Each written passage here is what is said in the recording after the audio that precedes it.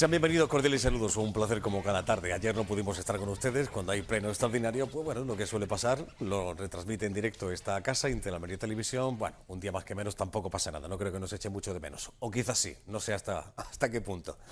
Bueno, despedimos el mes, el último día de este mes de enero. Yo creo que todos estábamos deseando perder de vista este primer mes del año.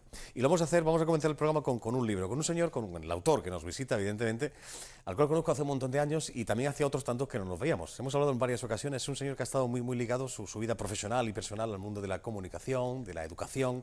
En fin, tiene un currículum que no se lo puedo leer entero porque estaría aquí un rato leyendo cosas y demás, ¿no? Así que, bueno, resumidamente, es profesor, es pedagogo, es antropólogo y tecnólogo de la educación, educomunicador, escritor y dibujante, entre otras cosas. Durante muchos años, por ejemplo, ha sido profesor de tecnología educativa, como les digo, antropología de la educación, didáctica y comunicación e imagen en universidades iberoamericanas y también de nuestro país. Es experto en educomunicación.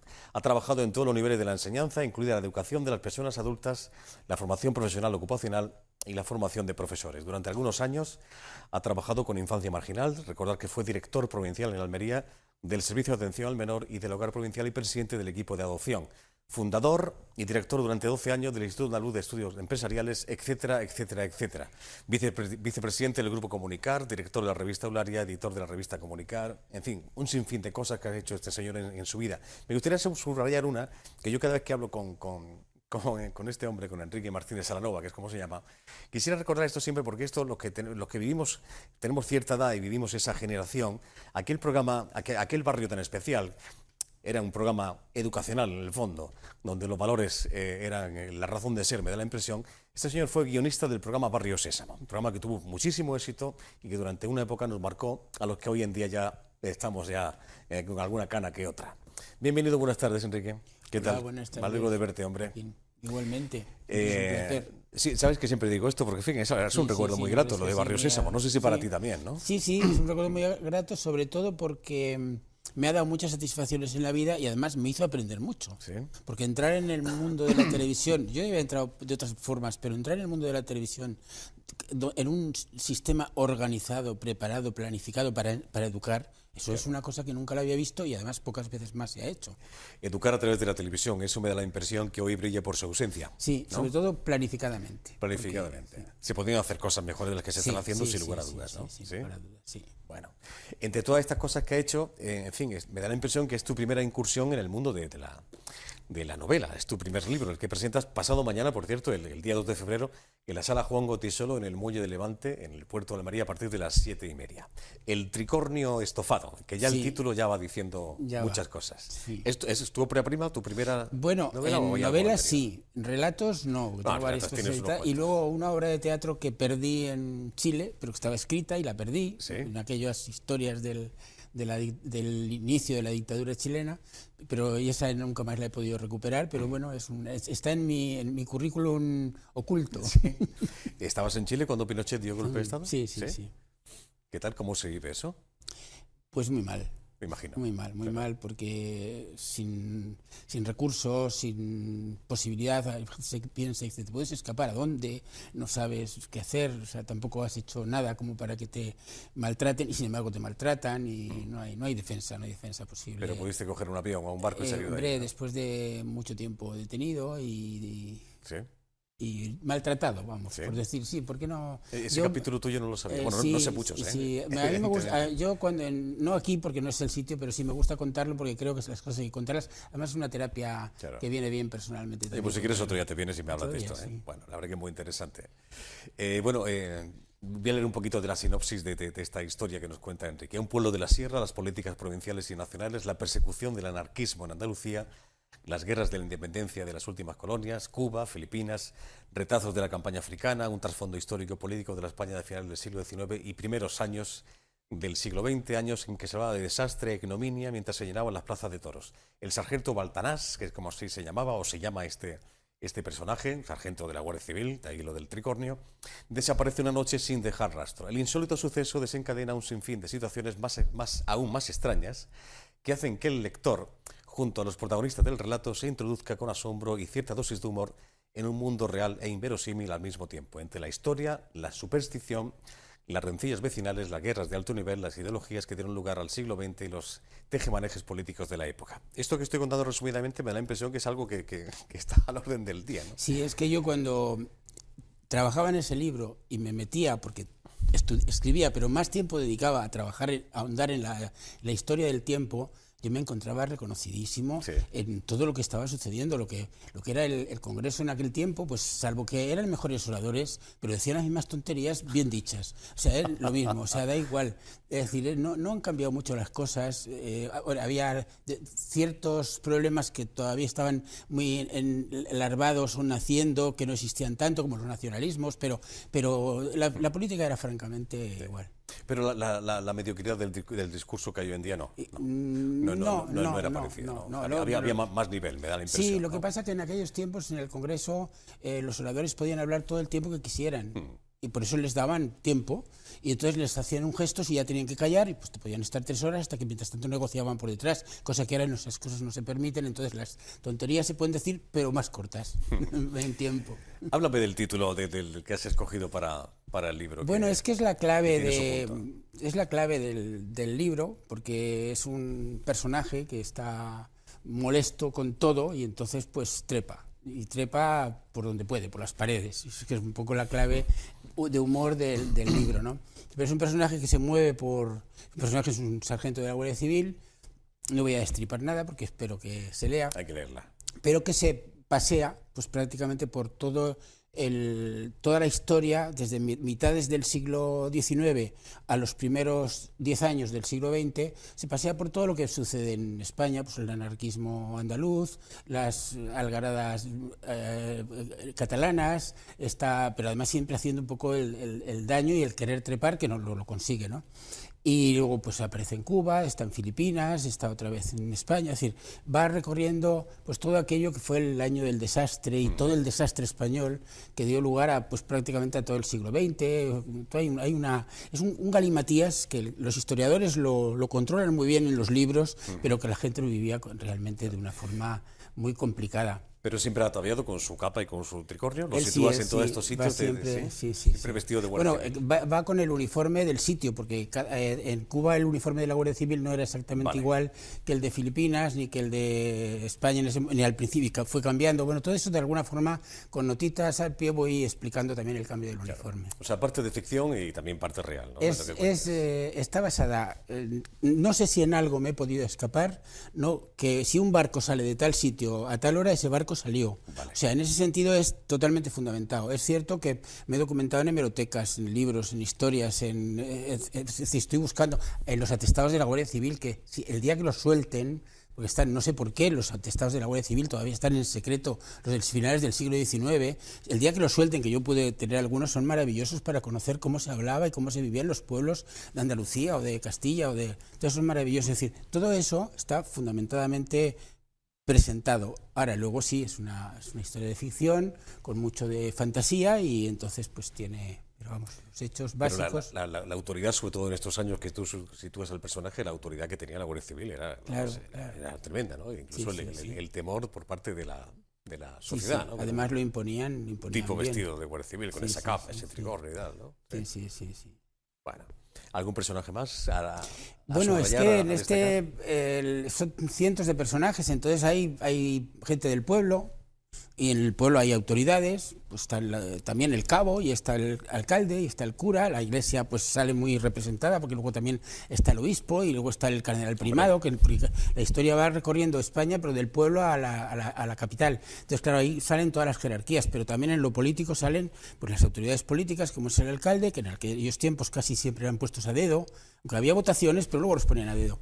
Y luego la situación de la política provincial, que no se dice en qué provincia es, ni existe, es una política inventada, y luego la política nacional, que está más acercada a la realidad. Pero pasa igual en los mandos de la Guardia Civil, y que en los mandos de la Iglesia, que en los mandos de la política. Es decir, que en esos tres estamentos, sobre todo, se mueve la política de la novela. La Iglesia siempre tiene su papel, siempre aparece en escena, Enrique. La Iglesia está todo el tiempo. La Iglesia está todo el tiempo, claro. Además de mil formas. Pero no ficción, que esto realidad, como ustedes bien saben, ¿no? Si echas un vistazo a la historia, siempre está presente. Sí, y en aquellos tiempos mucho más, porque tenía más poder.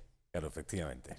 Bueno, Esto de la creación de personajes, aunque para ti no es novedad, pero en fin, como estamos diciendo, es tu primera novela. Has escrito relatos y, en fin, guionista y demás, sí. ¿No? Pero la sensación a la hora de crear personajes y situarlos allá donde el autor quiere situarlos. Bueno, hay una cosa que yo le he leído a muchos novelistas. Yo no me considero novelista, yo he escrito una novela. Pero que dicen, es que el personaje te manda. Y hay algunos novelistas que los organizan de tal manera que el personaje está encorsetado. No, a mí me mandaban, porque yo lo iba llevando por un sitio o por otro, pero me encontraba con que la historia allí no me encajaba de esa manera. Entonces también me llevó, muchas de las ideas de la novela vienen a raíz del hilo de los acontecimientos históricos, más que del personaje que yo había inventado. Entonces, claro, el personaje tiene que ir necesariamente adaptándose a las situaciones y salir de atolladeros que mi propia investigación me iba llevando cuando los iba descubriendo yo también, ¿no? Como bien apuntabas, hay trabajo de archivo, evidentemente, ¿no? Claro, mucho. Horas esa labor satisface, ¿te ha gustado meterte y trabajar? Más que la otra, porque, no digo más que la otra, sino me ha llevado más tiempo que la otra. Que me dio mucho tiempo escribirla, pero no porque me llevara a escribirla, sino porque para un párrafo me metía a estudiar algo y a lo mejor me he pasado 2 meses sin terminar el párrafo, porque me dedicaba más a estudiar, porque a mí me apasiona esos mundos, sobre todo el mundo ese del desastre no lo estudiamos en la escuela. Echamos a los franceses de España y generalmente pocos españoles han tenido la ocasión de estudiar eso, salvo el que hayan estado en la universidad y lo ha visto desde otro punto de vista. Entonces eso a mí me llevaba mucho tiempo el estudio y me entusiasmaba con esa historia que conocíamos. Yo la conocí un poco, hombre, he leído mucho sobre ella después, pero no como para profundizarla o no habiéndola profundizado de la forma en que lo he hecho para la novela, ¿no? ¿Por qué dices un desastre ultramarino que marcó la historia del país? ¿Por qué eso de un desastre ultramarino? Es que se llama la época del desastre, marcó a los literatos. Bueno, una de las cosas que he hecho para escribir esta novela, yo quería adquirir el lenguaje de la época, entonces releí pues a Baroja y releí a Galdós y a otros. Me di cuenta que era el lenguaje que se usaba en casa de mi familia, entonces me reconsideré y me pareció que era oportuno utilizar el lenguaje mío de la infancia, y entonces me sirvió, pero cuando yo tenía alguna duda iba ahí. Pero este desastre marcó la literatura, marcó la historia posterior, porque claro, ahí España no fue la misma después. O sea, en ese momento estaban naciendo estaban asentándose el Partido Socialista, los nacionalismos, todos de alguna forma sacaron partido del desastre y tuvieron luego ocasión de seguir adelante con algunas ideas que venían de atrás, pero que ahí se cristalizaron en España, porque realmente España era un desastre. Total. Era un desastre absoluto. ¿Y en qué punto está ahora, de tu punto de vista? ¿Ahora? ¿Cómo estamos ahora? Pues yo sigo siempre muy político en mi vida, en mi forma de pensar, y hoy estoy bastante decepcionado de los políticos. Me gustaría saber cómo hacer política o cómo yo seguir haciendo política, que la hago a través de escritos o de mi página, de mi Facebook, escribo aunque sea 2 o 3 líneas, pero voy haciendo viñetas, cosas así, ¿no? Pero realmente yo estoy, no sé si decepcionado, por lo menos desinflado, ¿no? Desinflado. El mundo del cine también ha ocupado un lugar importante en tu vida. Estábamos recordando año 2002, que ya he dicho antes que conozco a este señor hace unos cuantos, de aquel libro que titulaste Aprender con el cine, aprender de película, una visión didáctica para aprender e investigar con el cine. Una propuesta interesante, no solamente sentarse a ver la película, en fin, que es lo que solemos hacer, sino intentar aprender de lo que te cuentan, ¿no? Sí. En este momento lo que estamos haciendo es intentar ir a casi, no digo el último tramo de esa escalera de entrar en los medios, sino que es que intentar que la gente fabrique sus propios medios. Ya hoy tenemos tecnología para hacerla en barato. Cuando lo hacíamos nosotros en aquellos años era muy cara.